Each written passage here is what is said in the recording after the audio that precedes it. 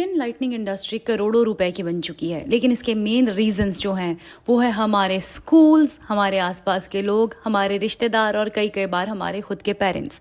हम चाहे कितने भी एक्टर एक्ट्रेस को ब्लेम कर ले कि कैसे उन्होंने ओवरनाइट अपना स्किन ट्रीटमेंट करवा कर अपनी स्किन को लाइटन कर लिया, लेकिन अगर देखा जाए तो वो भी कभी हमारे ही जैसे आम लोग थे जो स्कूल्स गए थे, जिनके रिश्तेदार थे, माँ बाप थे और आसपास के लोग थे, और वही जिम्मेदार रहते हैं हमारे अंदर ये इनसिक्योरिटी पैदा करने के लिए। तो चलिए आज जानते हैं दूसरे पर्सपेक्टिव से कि क्या रीज़न है कि इंडिया में इतनी ज़्यादा स्किन वाइटनिंग की मांग बढ़ती जा रही है। So hello and welcome to our channel just telling you. आज हम बात करेंगे कि क्यों इंडियंस इतने ज़्यादा क्रेजी हैं स्किन वाइटनिंग के लिए। ऐसा क्या रीज़न है कि उन्हें लगता है कि लाइटर स्किन ही ज़्यादा खूबसूरत मानी जाती हैं, और इसके पीछे के रीजंस को हम दूसरा एंगल से जानने की कोशिश करेंगे। अगर आपको हमारा काम पसंद आए प्लीज़ हमारे चैनल को लाइक करें, सब्सक्राइब करें और शेयर करें। अगर आप वो नहीं करना चाहते तो एटलीस्ट हमारे पॉइंट ऑफ व्यू को कंसीडर करके सोसाइटी में चेंज लाने की कोशिश ज़रूर करें। यशोमती मैया से बोले नंद लाला, राधा क्यों गोरी मैं क्यों काला। यहाँ पर श्री कृष्ण यशोदा मैया से कंप्लेन कर रहे हैं कि मैं काला क्यों हूँ और राधा क्यों गोरी है। अगर कृष्ण काले थे तो काला भद्दा कैसे हुआ? और क्या सच में ये वाकया हुआ था द्वापर युग में जब श्री कृष्ण ने जन्म लिया था धरती पे? देखिए, इसका तो हमारे पास कोई सबूत नहीं है, लेकिन हाँ ये जरूर सच है कि ये भजन तब लिखा गया होगा जिस वक्त अंग्रेज आ गए थे हमारी धरती पर और हमें बता चुके थे कि we are fairer than you, so we are powerful than you, we are superior than you. अब बात करें पास्ट की, तो इक्वेटर के पास होने की वजह से हमारे देश के मेजॉरिटी लोग ब्राउन स्किन थे, लेकिन फिर ब्रिटिशर्स आते हैं और हमारे दिमाग में ये चीज़ बैठ जाती है कि हमें रूल कर रहे हैं तो ये सुपीरियर हैं, ये हमसे ज़्यादा अच्छे हैं और हर चीज़ों में हमसे आगे हैं। और वही एक छोटी सी चीज़ और हम अपने दिमाग में बिठा लेते हैं, ये गोरे हैं तो ये बेहतर हैं। अब अगर हम बात करें सनातन धर्म की, तो हमें नहीं लगता कि कहीं पर भी काले को भद्दा या फिर इन्फीरियर दिखाया गया है। कृष्ण काले थे, काले रंग पर हमारी एक माता भी हैं जिन्हें हम पूजनीय काली माता कहते हैं। इवन जब आप पुराने पोस्टर्स देखें, शिव जी को कहीं गोरा नहीं दिखाया जाता है, या वो नीले रंग से दिखाए जाते हैं या फिर डार्क स्किन दिखाए जाते हैं, तो फिर काला कैसे भद्दा हो गया। लेकिन अगर हम बात करें अपनी अब की सोसाइटी की, जहां मैंने स्टार्टिंग में कहा था कि स्कूल्स भी इसके पीछे जिम्मेदार है, तो यहां मैं आपको एक परफेक्ट एग्जांपल देना चाहूंगी। जब हमारे एनुअल फंक्शंस होते हैं और प्लेस डिसाइड होते हैं, अब यहाँ पर मैं अपने स्कूल का एग्जाम्पल दूंगी। हमारे स्कूल में सिंड्रेला नाम का एक प्ले हुआ करता था। सिंड्रेला एक बहुत खूबसूरत लड़की थी और अच्छी भी थी। वो अपनी स्टेप मॉम और स्टेप सिस्टर्स के साथ रहती थी। उसकी स्टेप मॉम और स्टेप सिस्टर्स को ना ही खूबसूरत दिखाया गया था और ना ही अच्छा। तो अब जब सिंड्रेला और प्रिंस चार्ल्स की कास्टिंग होती तो टीचर्स दौड़ पड़ती थी स्कूल के गोरे और गोल्डन बालों वाले बच्चों को ढूंढने के लिए, ताकि वो ये दिखा सके कि गोरा इज ब्यूटीफुल एंड गोरा इज गुड। और वहीं पर जब स्टेप मदर और स्टेप सिस्टर की कास्टिंग होती, वहां हमेशा डार्क स्किन बच्चों को दिखाया जाता, चाहे वो डार्क स्किन बच्चे कितने भी खूबसूरत हो, लेकिन ये डिनोट किया जाता कि ये अगली हैं। अब इस टाइप का सेग्रीगेशन हमेशा बच्चों में एक हीन भावना को पैदा करता है। सोच के देखिए, जिस बच्चे ने स्टेप मदर का किरदार निभाया, व्हाट इफ वो इमेंसली टैलेंटेड है एक्टिंग में, लेकिन इस कास्टिंग ने उसे ये बता दिया कि अच्छे रोल्स के लिए उसे फेयर स्किन का होना पड़ेगा। और यही चीजें बीज बो देती हैं बच्चे के अंदर ऑब्सेशन फॉर फेयर स्किन का, और बड़े होकर वो अलग अलग स्टेप्स भी उठा सकते हैं। बहुत बच्चों का ये एक्सपीरियंस रहता है कि जो उनके स्कूल के टीचर्स थे 10th तक के, उनका इमोशनल क्वेश्चन बहुत ज्यादा कम था। उन्हें बच्चों को पढ़ाने की विधि के साथ ये भी सिखाया जाना चाहिए कि बच्चों को हैंडल कैसे करना है। बच्चे इतने नाइव और इतने इनोसेंट होते हैं कि आप जो उनके दिलों पे लिख देंगे बहुत मुश्किल हो जाता है उसे मिटाना। जिंदगी भर के लिए उनके साथ वो एक्सपीरियंस रह जाता है। बहुत ज्यादा teachers they are very rude with the words, और ये बच्चों के अंदर इनसिक्योरिटी भरने के लिए पर्याप्त होता है। स्कूल्स और कॉलेजेस की बात को आगे बढ़ाते हुए हम बात करें अगर मिस यूनिवर्स की, ये इतना बड़ा ब्यूटी पैजेंट है, लेकिन इसमें कोई भी कलर डिस्क्रिमिनेशन नहीं होता।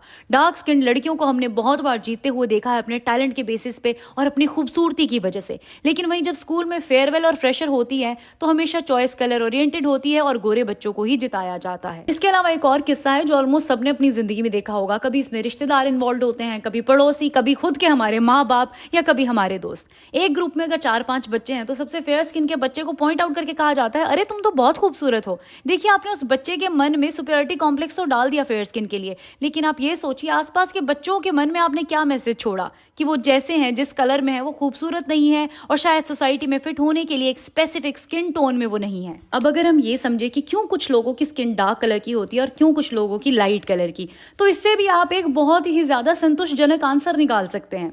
देखिए, हमारी स्किन में मेलेनिन होता है जो और दो चीजों को प्रोड्यूस प्रोड्यूस करता है, एक है यूमेलेनिन और एक है फ्यूमेलेनिन। देखिए, जिसके अंदर यूमेलेनिन होगा ज़्यादा मात्रा में, उनका कलर कहीं ना कहीं डार्क होगा, और जिनके अंदर फ्यूमेलेनिन होगा उनका कलर कहीं ना कहीं गोरा होगा। तो अब अगर देखा जाए तो लोग सिर्फ इस बात पे इतराते हैं कि उनके अंदर एक जो केमिकल है उसकी क्वांटिटी ज़्यादा है। ये कितना ज़्यादा खोखला दावा है खुद को सुपीरियर साबित करने का। अब जाने अनजाने में सोसाइटी में और ज़्यादा चीज़ें आपको अफेक्ट करती हैं, जैसे कि कुछ कॉमन वर्ड्स जैसे काली शक्तियाँ, काले कर्म या डार्क फ्यूचर। यहाँ पर काले को और डार्क को या बुराई को हमेशा काले रंग से संबोधित किया जाता है, और एक बात हमारे दिमाग में घर कर लेती है कि शायद काले का मतलब ही बुरा होता है, और यही चीज़ आगे जाकर हमारे खुद के कॉम्प्लेक्शन के लिए हमारे अंदर इन्फीरियरिटी कॉम्प्लेक्स को जन्म देती है। फिर हमारी मार्केट में आती है fair and lovely. But why only fair is lovely, और ये प्राइड का सिंबल क्यों है? आपने बहुत लोगों को देखा होगा जो फेयर स्किन के या मीडियम फेयर स्किन के होते हैं फ्लॉन्ट करते हुए डार्क स्किन पर्सन के आगे, लेकिन अगर देखा जाए तो वो फ्यू मेलेनिन की मात्रा पर इतरा रहे हैं। तो डार्क स्किन वाला यू मेलेनिन की मात्रा को फ्लॉन्ट क्यों नहीं करता? क्योंकि दिमाग में भर दिया गया है ओनली फेयर इज लवली। फिर सोसाइटी में बहुत लोगों की स्टेटमेंट सनस्क्रीन लगा लेते हैं कहीं हम काले ना हो जाए। मतलब आपका कहना है कि काला होना खराब है और इससे बचने के लिए आप सनस्क्रीन लगा रहे हैं। अगर सोसाइटी में इतने पढ़े लिखे लोग हैं कि वो सनस्क्रीन का महत्व जानते हैं तो उन्हें शब्दों का यूज करना भी आना चाहिए। आप ये भी तो कह सकते हैं कि सनस्क्रीन लगा लूं कहीं टैन ना हो जाऊं, या सन रे से प्रोटेक्शन के लिए लगा लेता हूं, या ये मेरी स्किन को यूवी रे से प्रोटेक्ट करेगा। क्यों हमें हर बार यही बताना है कि काला होना इज नॉट एक्सेप्टेबल? ये बातें बहुत ही छोटी लग सकती हैं, लेकिन ये बहुत गहरा असर डालती है हम पर। वैसे ही जैसे एक्ट्रेसेस शिल्पा शेट्टी, काजोल, बिपाशा, प्रियंका चोपड़ा का एकदम से फेयर हो जाना बुरा इंप्रेशन डालता है। हम हमेशा एक बड़े फिगर को पकड़ लेते हैं ब्लेम करने के लिए, लेकिन असल में ये इतना भी प्रभाव नहीं डालते हमारी आम जिंदगी पर जितना हमारे आसपास के लोग हमारी जिंदगी पर और हम अपने आसपास के लोगों की जिंदगी पर डालते हैं। अब अगर हमारी सोसाइटी इतनी खोखली नहीं होती तो शायद इन एक्ट्रेसेस को भी अपनी स्किन टोन चेंज करने की जरूरत ना पड़ती। देखिए, एक्टर और एक्ट्रेस का मेन फोकस होता है अपनी ऑडियंस को लुभाना, और शायद हम as a audience have failed to show them कि only fair is not lovely. यहाँ पर ब्राउन स्किन को भी उतना ही प्यार मिलेगा, और हमें ब्राउन स्किन के एक्टर और एक्ट्रेस भी पसंद है।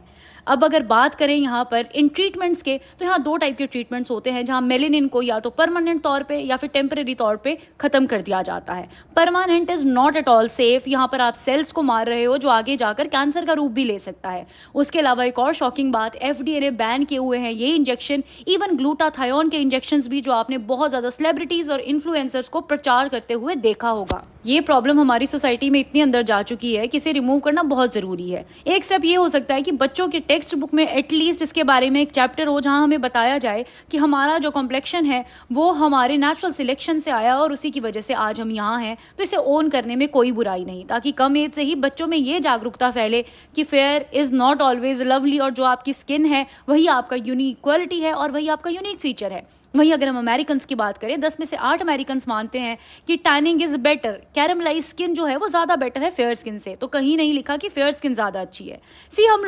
हम ब्राउन लोगों को मुट्ठी भर ब्रिटिशर्स ने आकर ये बता दिया कि we are superior, fair skin is superior, और आज हम सब लगे हैं इसी बात को साबित करने में। हमने अपने कलर को कभी भी ओन करना नहीं सीखा। सबसे बड़ा एग्जाम्पल है प्रियंका चोपड़ा, जिन्होंने अपना ब्राउन कलर अब्रॉड जाके दिखाया। अगर हम बात करें साउथ कोरिया की, वहां पर जो मेन है उनके थोड़े फेमिनिन फीचर्स हैं। ऑल्दो पूरी दुनिया को मैस्कुलिन लोग पसंद थे, लेकिन इतना कॉन्फिडेंस से उन्होंने अपने ब्यूटी स्टैंडर्ड्स को आगे रखा कि हर कोई कोरियन मेन का आजकल दीवाना है। So it is high time to stop this craze for fair skin. So this was it everyone. I hope आपको ये वीडियो पसंद आई हो। अगर आपने ऐसे एग्जांपल्स अपनी लाइफ में देखे हैं तो उसे कमेंट सेक्शन में मेंशन करना मत भूलिएगा। Thank you and take care.